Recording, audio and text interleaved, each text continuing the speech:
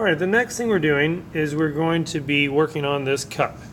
Now with this cup, you have, once you've drawn it, you'll notice that you have basically the same thing as a value scale, just going this way and this way. So you want to assign the shadows that you have. So the light side of the cup is actually going to be over here, 0, 1, 2 is what I am guessing. And then on this side, we actually are going to jump because this is going to be the dark side of the cup. The light is coming from over here. So this is going to be the light. It's really coming from like right there. So this is going to be the lightest area. It's going to get dark going that way. And then the cup gets really dark on this side. So what we're going to do is we're going to make this 0. You're going to do one set of lines here to make a nice light gray. You can do 2 sets of lines here to make it darker. Now I can go really, really fast because I've had a lot of practice, but you really may need to go a little bit slower to be able to get your lines all set up. And then here we're going to jump to 3 because again, on the shadow side, if there's no light and there's a hard turn from one side to another, it's going to get darker a little bit more quickly, okay? So we'll go 3,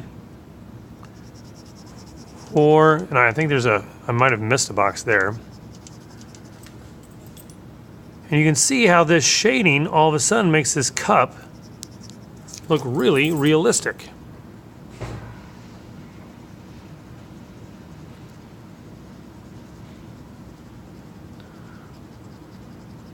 Okay, and then we're going to add just a little bit more over here.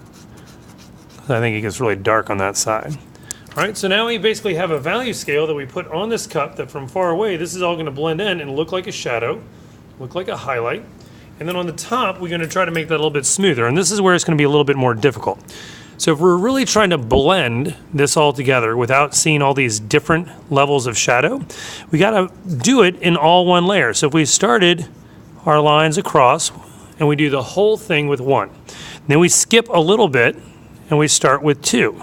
Then we skip a little bit and we start with 3. And we skip a little bit, we start with 4. We skip a little bit, we go to 5, and you can see how now that blends really nicely from light to dark.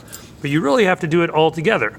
So for instance, if we're starting, I think we started at 3 here, so we have to go ahead and do 3 sets of lines all the way across to make all these equal, and then we start adding another set about halfway through, another set halfway through that, and slowly get darker and darker so it really blends.